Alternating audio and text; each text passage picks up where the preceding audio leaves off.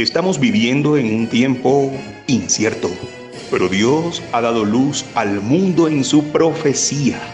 Prepárate para escuchar el programa Historias Proféticas del Mundo con Álvaro de la Cruz.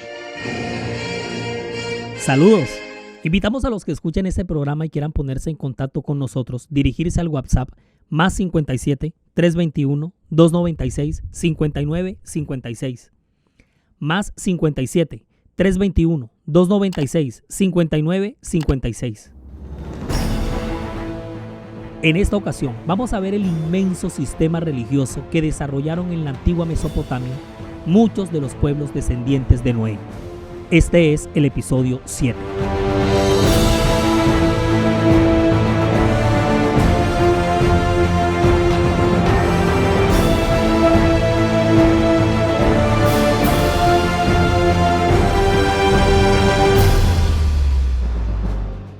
En el episodio anterior quedamos en el momento exacto en el que una gran emigración de los descendientes de los hijos de Noé baja del este del monte Ararat, la actual Turquía, y se establece en una llanura que encuentran en la tierra de Sinar, Sumer.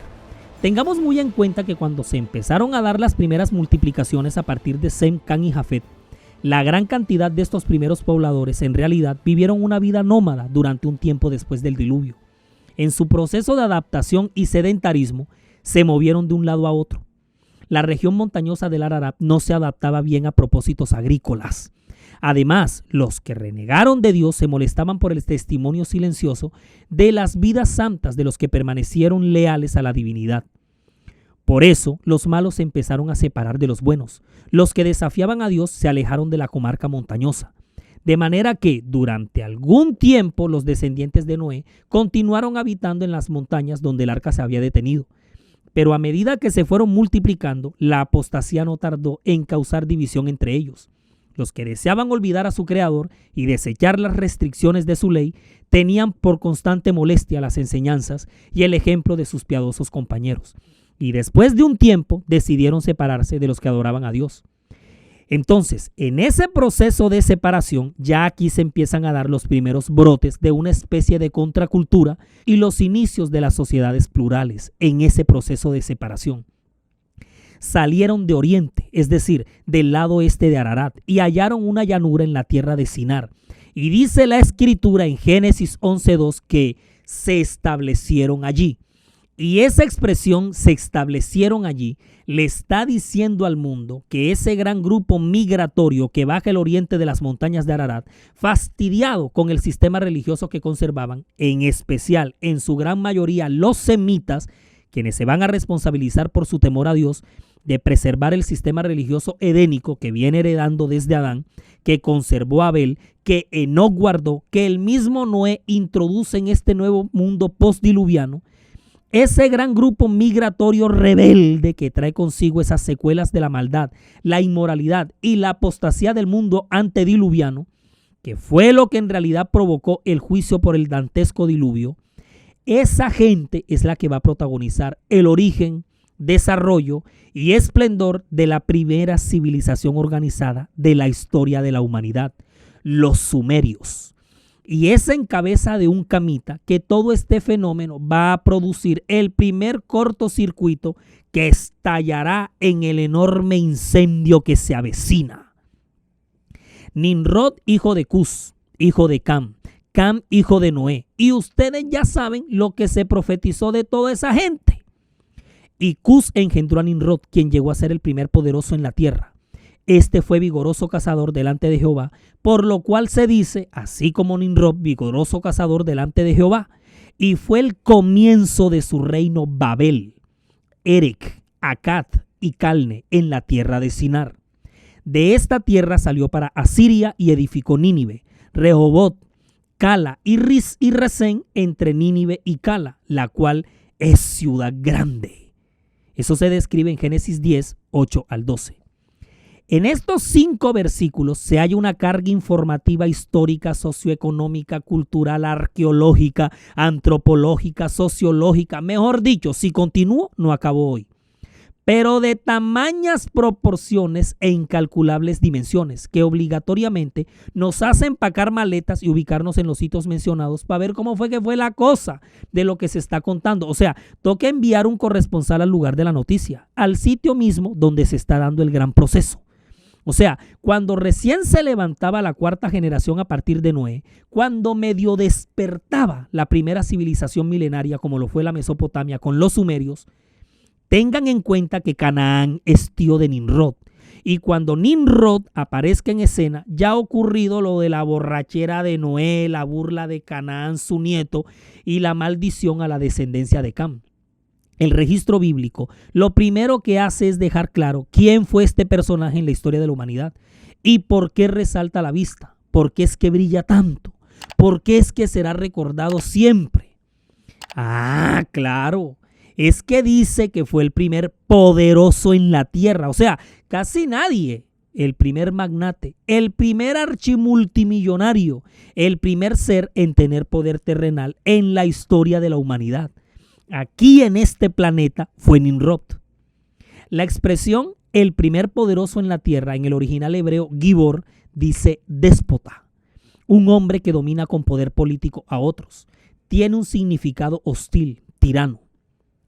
Este hombre fue el primer político poderoso tirano de la tierra. Sin embargo, luego de introducir su estatus o posición en la jerarquía de aquel entonces, la Biblia pasa a dar una descripción bastante reveladora del carácter de este hombre.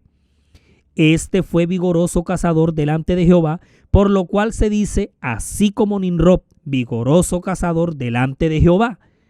La palabra usada para vigoroso tiene el significado de dominio completo y cazador puede traducirse muy bien como cazador de hombres. Hay un gran significado en estos versos.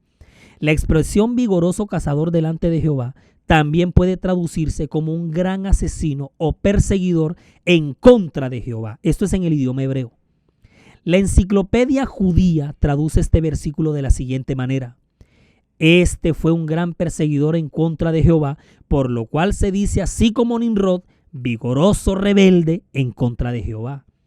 Fue una joya este hombre. La enciclopedia judía en el volumen 9, página 309 dice, Nimrod era tan poderoso y tan grande que causó impresión profunda en la mente de los hombres. En todo el Oriente Medio está lleno actualmente de las tradiciones de sus extraordinarias proezas. Nimrod fue aquel poderoso que hizo rebelar a la gente en contra del Dios de los cielos. Hay un gran significado en estos versos. Además, es la primera vez que aparece la palabra reino en la Biblia y se aplica a Nimrod. Fue el primero en establecer un reino. Quiere decir que tuvo gran influencia política sobre las gentes. Y fue el comienzo de su reino Babel, Erech, Akkad y Calne en la tierra de Sinar. Estableció su reino en una red de ciudades que no solo fundó, sino que gobernó. De esta tierra salió para Siria y edificó Nínive, Rehobot, Cala y Resén entre Nínive y Cala, la cual es ciudad grande. Todo eso lo encontramos en Génesis 10, 8 al 12. Aquí toda esta gente va a pasar de vivir en el arca a los escenarios naturales entre las montañas de Ararat. O sea, de lo rural, las cuevas, los montes, entre las peñas y las piedras, y de ahí a habitar en aldeas. Y de las aldeas pasan a la ciudad. Entonces aparece el concepto de la urbe. Nimrod es el primer fundador de las 6 ciudades más famosas de este primer segmento de la Edad Antigua. Babel, Babilonia, cuyo nombre proviene de los términos Babili, que significan puerta de Dios. Ahí fue donde comenzó toda esta vuelta. Ahora, Erech es la famosa Uruk que aparece en la Biblia. Akkad es Acadia. Calne, Nínive, que llegó a pasar a ser la capital de Asiria, y Cala, las 6 más grandes ciudades al margen del Éufrates. Fíjense que ese fenómeno de migración de los montes a la ciudad no es nuevo. Aquí la llegada de la urbanización fue el fenómeno más destacable por estas primeras épocas. La moda, lo último en guarachas. Todas estas multitudes emigran a Sumer en busca de una mejor, entre comillas, calidad de vida, atraídas por las enormes ventajas que les proporcionaba la agricultura y porque el desarrollo urbanístico le llamaba la atención a la vista de sus ojos. Será naturalmente a lo largo del Éufrates y de sus afluentes donde se asienten los recién llegados, y también se puede observar cómo numerosas aldeas tienden a agruparse en torno a las grandes villas, que serán a la vez centros de intercambio y lugares de culto, de los que dependerá la prosperidad de todos. Esta es efectivamente la época en la que se inventará el arado para reemplazar a la azada, el trineo y luego el carro de 4 ruedas para transportar el grano. Entonces se da la invención de la rueda. Eso se lo debemos a los sumerios. El barco de vela para navegar más rápido de un lugar a otro. También se inventará el torno del alfarero y el fundido de alaciones a base de cobre. Entonces empieza la metalurgia. Se acaba el neolítico, el paleolítico, a lo que le llaman comúnmente, es decir, la piedra o la nueva piedra, y empieza la metalurgia, que es la edad de los metales, inaugurando de este modo la era de la producción industrial. Del mismo modo, la prosperidad, lejos de disminuir, incrementó el comercio a la larga distancia. El creciente uso del metal favoreció el desarrollo de las artes y la arquitectura, e incluso el uso de objetos relativamente lujosos, vasos de piedra y de bronce. Aquí es donde se da la invención del vidrio. Todo ello trajo como consecuencia la especialización de un sector de la población en el comercio, la artesanía y la administración de los bienes, y su reagrupación en grandes centros en torno a una élite intelectual constituida por los sacerdotes, quienes estaban libres desde hacía tiempo de todo trabajo productivo. Todo lo que encontramos aquí, lo encontramos en el pleno esplendor de la civilización sumeria. Sin duda alguna, florece la civilización sumeria. Sus ciudades brillan con sus notables logros arquitectónicos y artísticos, y sobre todo con la invención de la escritura, la auténtica revolución, tan importante para el futuro de la humanidad. Babel, Uruk, Nippur, Lagash, entre muchas otras, se rodearán de imponentes murallas, serán ciudades fortificadas, lo que pone de manifiesto los conflictos que más tarde nos describirán determinados textos. Y los jefes religiosos se transformarán en jefes militares y sus soberanos en vicarios de los dioses. A lo largo y ancho de sus imponentes dominios rigen desde los cielos sus dioses. Y en torno a la adoración de estos se establecen ritos, se celebran ceremonias, se les rinde culto, se les ofrecen sacrificios y se edifican majestuosos templos y oráculos.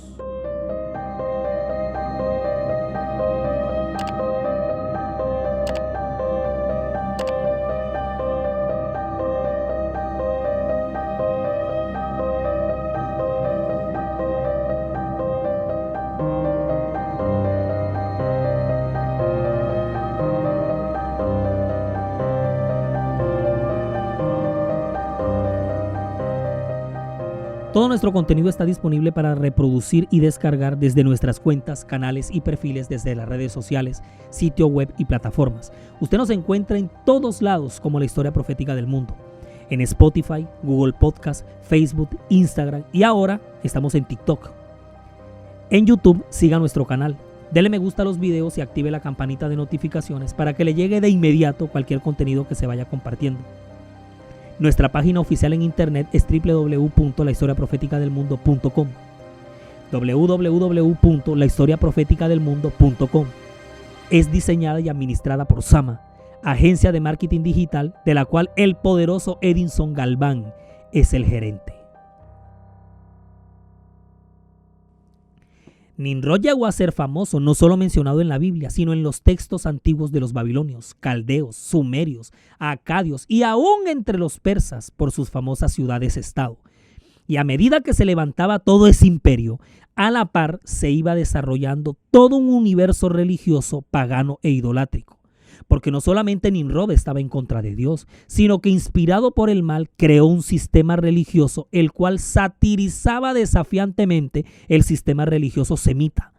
Y a su vez llegaría a ser la madre de todas las religiones de la tierra, porque desde Babel se esparció la gente hacia todas las partes del planeta. Cuando le toca el turno a la confusión de lenguas y la gran emigración desde la Torre de Babel, lo veremos más en detalle. La ciudad de Uruk nació de la fusión de dos barrios gemelos, Cuyaba al occidente y Eana al oriente, y cada uno de esos barrios poseía su propio santuario. Cuyaba estaba bajo el escudo de Anu, el dios supremo de los sumerios, y Eana bajo el escudo de Inanna. En el centro de Eana se alzaba un imponente sigurat de 52 metros de lado, construido en el 2200 a.C., como muchos otros bajo el reinado de Ur-Nammu, quien será el primer rey de la tercera dinastía de Ur, la ciudad de Mesopotamia, de donde saldrá Abraham más adelante. Se desarrolla con el pasar de los años los periodos como el Obeid, Uruk y el famoso Yendenasser. Y después las dinastías reales, donde en una época rigieron los amorreos, en otra los casitas, etc. Un sigurat, cuyo significado es altura o fortaleza, era un imponente e inmenso santuario en forma de torre con una meseta en su altísima cúspide, sobre la cual se ofrecían sacrificios a los dioses y se les rendía culto por medio de ritos y ceremonias. La idea era construir cada vez siguratos que otros. Templos y sigurats de notable grandeza abundaban por todo el territorio de los dominios de Sumer. El más famoso y alto de todos fue el de Babel. Los hilos del gobierno por todos estos tiempos en Sumer se van a articular con base a las dos más grandes instituciones regentes: el palacio del rey, poder político, y el templo, poder religioso. Por eso los tributos del pueblo a sus gobernantes y políticos y líderes espirituales, pues el argumento era que los dioses los habían colocado en esos puestos.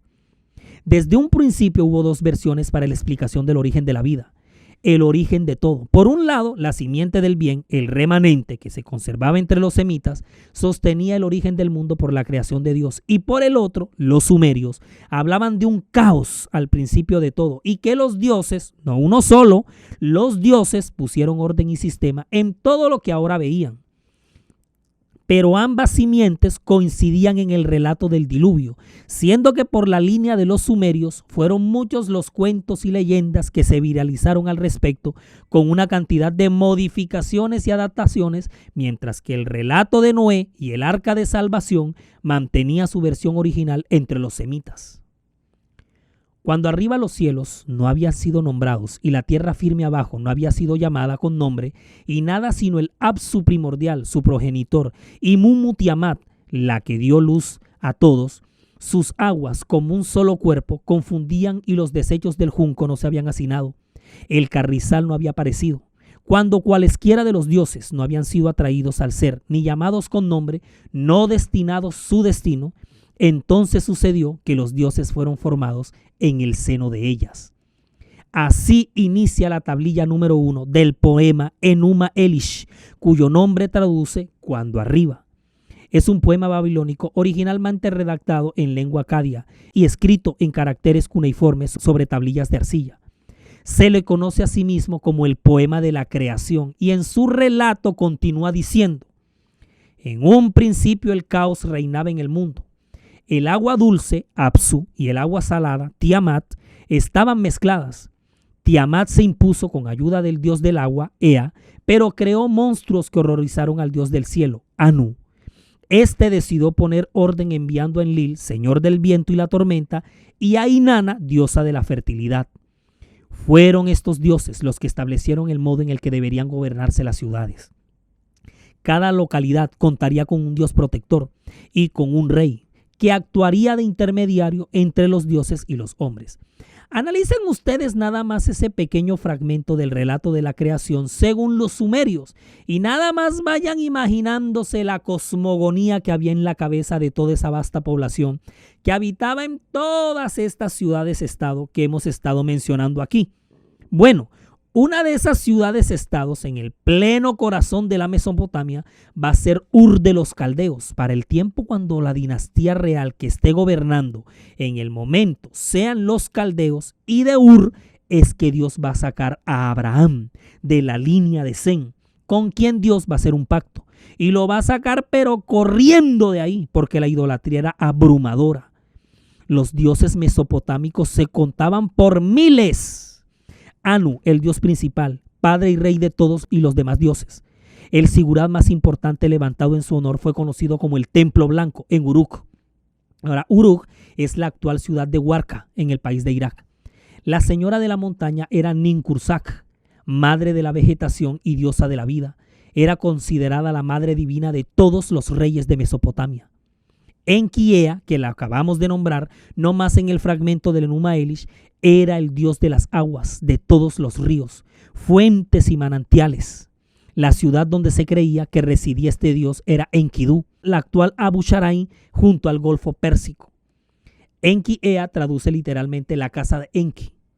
Enlil era el señor del viento y de él se creía que era el creador del mundo, hasta que llegó Marduk y lo destronó y pasó a ser Marduk quien tomó el poder de decidir el destino de los seres humanos. Llegó a ser la principal deidad en la era de la dinastía caldea, cuando, solo por citarles un ejemplo, Nabucodonosor era el rey. Enlil, creían los sumerios, les confería la realeza a los gobernantes. Shamash era el dios sol. Era el hijo de Anu, el dios principal, además hermano de Ishtar. Era el dios de los gobernantes, pues se creía que era la deidad encargada de dictar las leyes a los que gobernaban. Miren que existe una estela grabada en tablilla en cuya parte inferior aparece recogido el famoso código de Hammurabi, donde también aparece este monarca presentándose ante este dios Shamash, solicitando la aprobación para este código. Shamash presidía los juicios y según los prisioneros quedaban sentenciados a estar encarcelados en medio de sus temibles rayos. Solamente en Babilonia llegó a tener muchos templos para su adoración, conocidos como los oráculos certeros. La señora del viento era Ninlil, esposa de Enlil, quien le concedía parte de sus poderes. Llegó a ser venerada como la reina de los espíritus de los aires y junto con su esposo provocaba las corrientes de viento. Enlil y Ninlil presidían la asamblea anual de los dioses en las que se decidía el destino de los seres humanos. Y por esta razón los sumerios le rezaban como intercesora ante Enlil para que ésta no decidiera mal sobre sus destinos. Por lo general estos pobladores la percibían como una diosa pacífica y amigable, y eso lo reconocían cuando la brisa era suave y refrescante, pero cuando se enojaba solía desatar su furia por medio de terribles ventiscas y ciclones. Y si su esposo Enlil era el que se enojaba, a ella no le quedaba de otra que unirse con él en fieras tempestades y ciclones. Vean, todo esto y más se creía en aquella antigua civilización. Marduk, el más valiente del panteón de dioses, fue el que venció a Tiamat, la del agua salada, y creadora de los monstruos del original caos. En el poema de la creación, el Enuma Elish afirma que del cuerpo muerto de Tiamat, Marduk creó y organizó el universo. Oiga, qué película todo esto, ¿no? Ishtar, la diosa de la mañana y de la tarde, era hija de Anu y hermana de Shamash, el dios sol. Era también considerada la diosa del amor y de la guerra, de la fecundidad y del amor sensual. La diosa Venus para cuando lleguen los romanos. Su esposo era el dios Asur, rayos y centellas, el mismo nombre de uno de los hijos de Zen, de quienes se originó más adelante Asiria. Ishtar acompañaba a Asur a las batallas. Era aclamada como la gran señora de las potencias divinas, y su adoración se regó por toda la Mesopotamia. Los inmensos y suntuosos templos en su honor abundaban en Babilonia y Nínive. Los santuarios más renombrados edificados en su nombre fueron los de Kish, Agadé y Uruk. Incluso hasta los fenicios y los cananeos la adoraban con el nombre de Astarte. Es la misma Inanna de los sumerios, Inanna Ishtar. En su honor se construyó la famosa Puerta de Ishtar, de donde empezaba una avenida principal, esto es en Babel, Babilonia. Una avenida principal a la que se le conoció con el nombre de la Avenida de las Procesiones, por donde se le aclamaba a los dioses en el encuentro principal del año, en el que todo el mundo, gobernantes, sacerdotes, el pueblo, peregrinos, caravanas, curiosos, en fin, todo el mundo, se daban cita para recibir el año nuevo. Y era dedicado exclusivamente al dios Marduk. El sacerdote le recitaba enterito el poema de la creación, el Enuma Elish. Era todo un acontecimiento. Miren, tratar de condensar aquí todo el universo expandido de la religiosidad mesopotámica de esta primera parte de la Edad Antigua, nos tendríamos que preparar una serie de yo no sé cuántos episodios para dedicarnos a este tema nada más, porque la vaina es bastante compleja a la que se entregó esta simiente del mal. Por otro lado, cuán ricamente fue premiado el respeto de Zen hacia su padre, y qué ilustre serie de hombres santos se vio en su descendencia.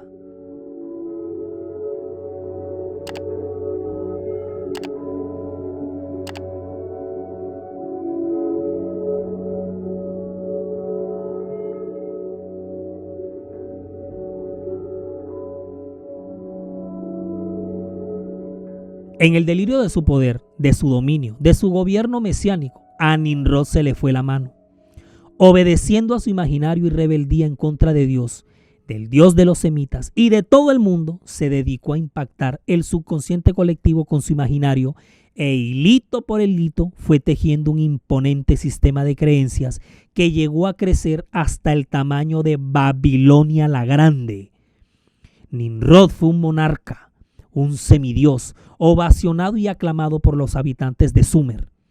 Él y su esposa Semiramis eran tratados como enviados de los dioses, y la opulencia de su reino era para toda esa población la prueba fehaciente de su divinidad en contraste con la vida sencilla y pastoril entre los semitas. La joya de la corona para Nimrod ya estaba maquinada en su mente.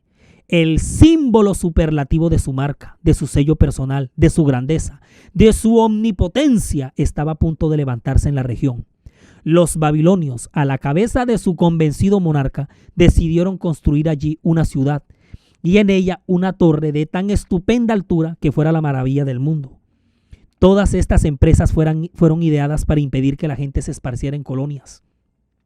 Dios había mandado a los hombres que se diseminaran por toda la tierra, que la poblaran y que se enseñorearan de ella, pero estos constructores de la Torre de Babel decidieron mantener su comunidad unida en un solo cuerpo y fundar una monarquía que a su tiempo abarcara toda la tierra.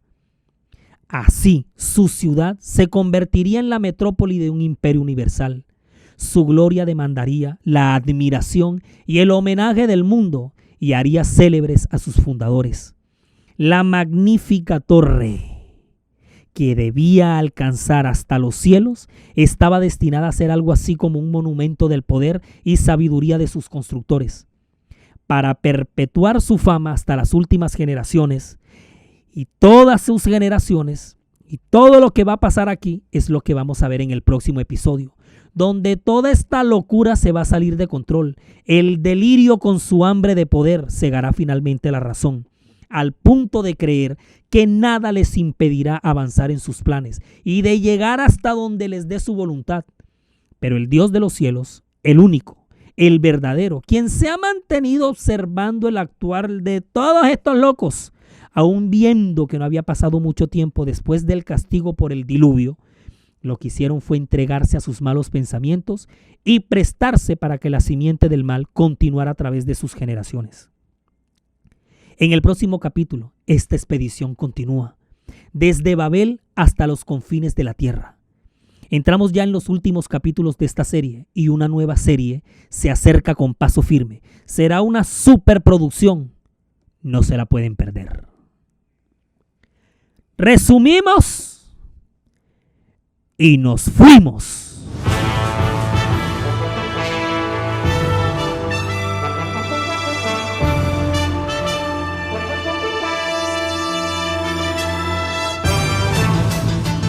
Uno. No pasó mucho tiempo después que las puertas del arca se abrieran para que las dos simientes en el conflicto volvieran a estar nuevamente enfrentadas. 2. El remanente fiel que seguía entre los semitas va a conservar el sistema religioso puro desde Adán. Por su parte, entre los camitas brotó un movimiento rebelde en contra de Dios. 3. Hallando una zona agradable a sus ojos en Sumer, se establecerá ese movimiento rebelde liderado por Nimrod, hijo de Cus. 4. Con Babel a la cabeza, toda una sociedad pagana se levantará a orillas del Éufrates, antagonista de la religión de Sem. 5. Teniendo en cuenta que Dios está al absoluto control de todos los movimientos sociales que se levanten contra sus designios, produce para ustedes Daniel Aponte, diseña y grafica May Vanegas, relata Álvaro de la Cruz, y para todos ustedes un feliz día.